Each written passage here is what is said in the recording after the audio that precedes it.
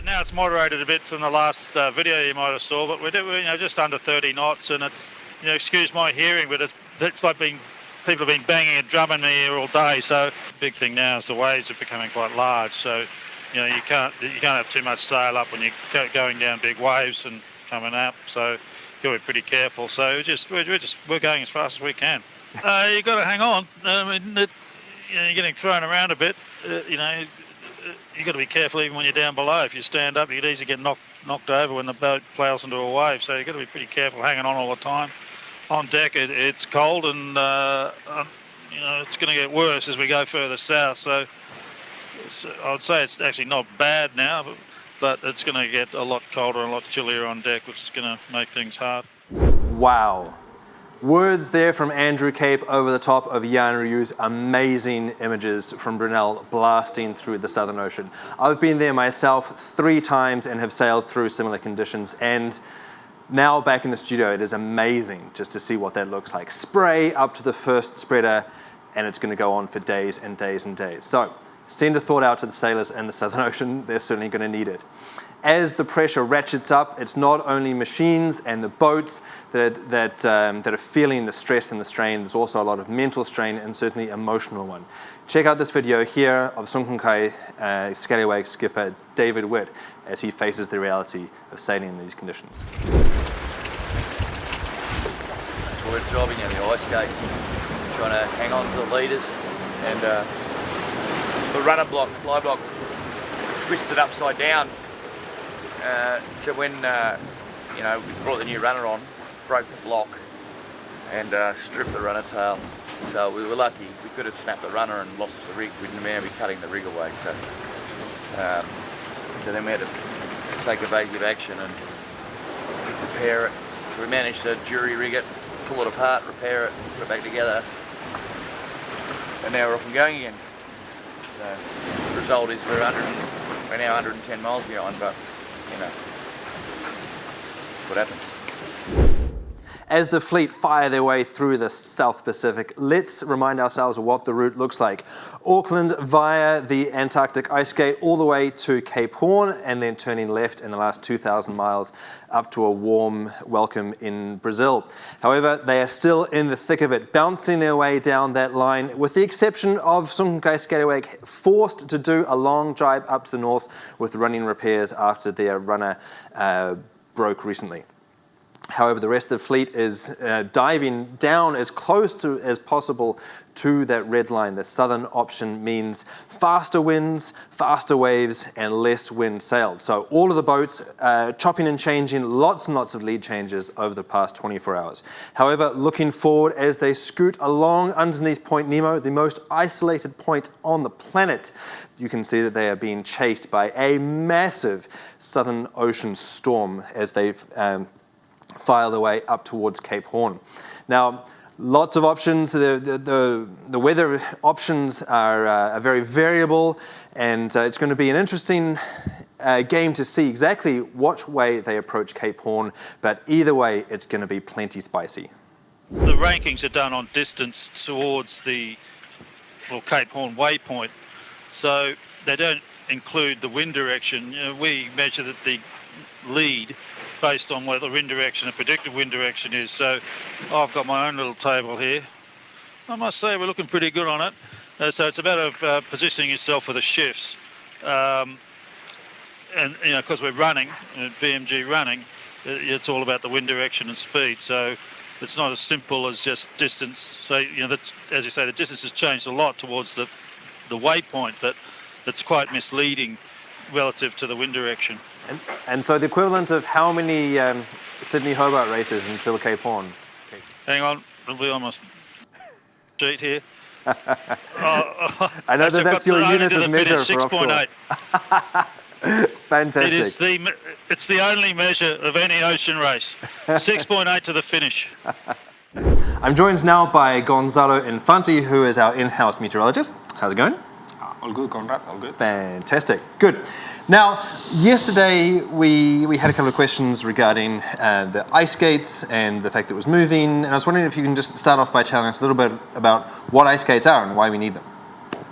Well, the ice limits are imaginary lines that the race organizers place in order to minimize the risk of any competitor seeing an iceberg or have a collision with an iceberg.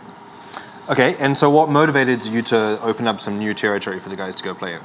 This is a very good question, because the ice limits, the decision making around the ice limits is really linked with the weather. It's an interlinked process. Let me explain you. Yeah. When we place the ice limits 1 week before the start, we had a lot of information, but we plan to scan the last part of the leg once the boats are closer to it. Sure. So we we can can have the have freshest information. Fresh information. Okay. And what we need to decide is where to place those scans. We knew that we could have bad weather scenarios in Cape Horn, so we decided that we were going to have variable positions of the scans. And once we had certainty of the low pressures that were approaching Cape Horn, we decide where to scan. Yeah. And this gave us information to open up more the ice limit. And why opening? Is because this is going to remove the need of jibing that much close to the ice limit, and will also provide an escape in case someone is left behind. Yeah. Because there's a massive system that's going to be chasing the boats in the last 1,500 miles towards Cape Horn, right? Absolutely, with massive sea state, and normally the escapes, once you are there, the escapes are south. Right. So by opening it, we are also giving the choice to the skippers to find escape south. Well, thank you very much for your valuable insight and for keeping a watchful eye out over the fleet. You're acting welcome. a little bit like the guardian angel for them out there. But let's go back and hear from Andrew Cape, who's currently out on the water, as to his thoughts on the ice exclusion zone. It's helped a lot because it's just minimises the amount of jibes we're going to have to do. Which is just painful, to be honest. I mean, just such hard work, and it puts a bit of load on the gear. So just minimising that's helped a lot. But so we can get down a bit further and get one jibe into Cape Horn. But could have gone a bit further than me. We're 240 miles away from the nearest ice, and we've still got to do a jibe or two to get around the last sort of point, if you like, of the ice exclusion zone. Back in your first couple of editions of this race, you were sort of ducking and diving in between Iceberg Alley. Can you talk us through those moments? Yep, they were the good old days for a reason, and that was one of them. Only, see a bit of ice, adds to the excitement. That was different. You had to be very vigilant of water temperatures and just on the radar to make sure there was anything in your way. And those days are slightly gone, but the technology now where you can identify where icebergs are, you've got to use it and for safety reasons. So, but in saying that, cutting it a bit closer, within 50 miles of where they think these icebergs are, I think would make sense. Andrew Cape is a little bit sort of been there, done that. He is looking for an even closer shave with the icebergs. However, lots of awesome images from Brunel today, but they by no means have a monopoly on all of the exciting action. Check out this mashup from the rest of the fleet.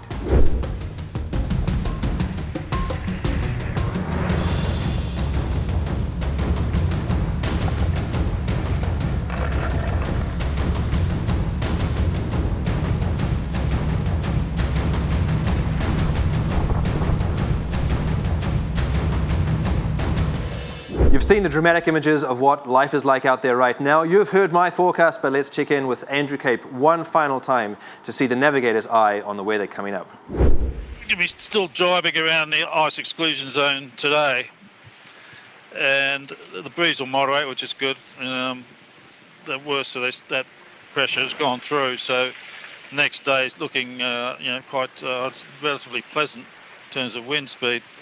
We've got looking at 4.5 days to get to the Horn. When we finally jibe, 2 days out to go towards the Horn, it's going to get pretty. There'll be some hairy moments in that. I think it'll get pretty windy, and even when you approach the coast of towards Chile, it'll get pretty gnarly. So, we'll just strap her on and see how it goes. We started today's shows with incredible images from Obiar Yanryu. This French specialist has been through the Southern Ocean several times on all different kinds of boats, and that experience is clearly coming into play as he is able to get his drone up into the air, get amazing images, and amazingly, gets it back down again.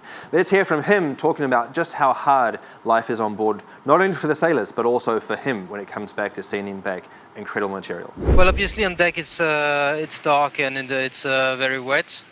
The sea state is quite big. I was surprised when I went on deck this evening by the sea state. So that's outside, and inside it's a little bit difficult to live and to work because it's moving a lot. I had a couple of issues today. One of them was my camera, which was stored on my top bunk, which fell down to the desk where I'm working on my head, breaking the microphone. And at the same time, my laptop one was slippery. It was on its way to the bilge. I just saved it from half a meter or something like that. That was during a wipe out. So it's not easy. It's not easy to live. It's not easy to work. Well, thank you, Jan. The fans, thank you for your dedication to your task. Now, I'd like to ask you a little bit about the Southern Ocean. You've been through here on a Volvo 70, a Volvo 65, and a Super Maxi multi-hull. Is this year looking like a classic passage towards Cape Horn? It reminds me pretty much of the edition 11-12 of the Volvo Ocean Race on the Volvo 70 Groupama. Because the last edition we didn't have that kind of sea state and that wind, not for such a long time. It looks like we're gonna hold that for 4 or 5 days. So it's pretty much like the 11-12 edition. It's quite impressive. I didn't remember it was like this. I mean, when I went on deck today, I was surprised. One last question. For those spectacular images that you sent through to us just a few minutes ago, can you talk to us about how difficult it is to control the drone when it's blowing 38 knots? I was a bit surprised though when I started flying. It was difficult to keep the drone in the axis of the boat.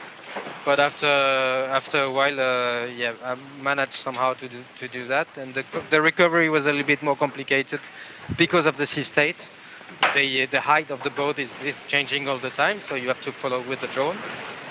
But with a little bit of practice and a little bit of luck, it went well. Well, that's all that we have time for today. It's time for me to knock off, but all of the sailors are still out there thrashing away through the Southern Ocean. Don't forget to tune in again tomorrow to see what's going on.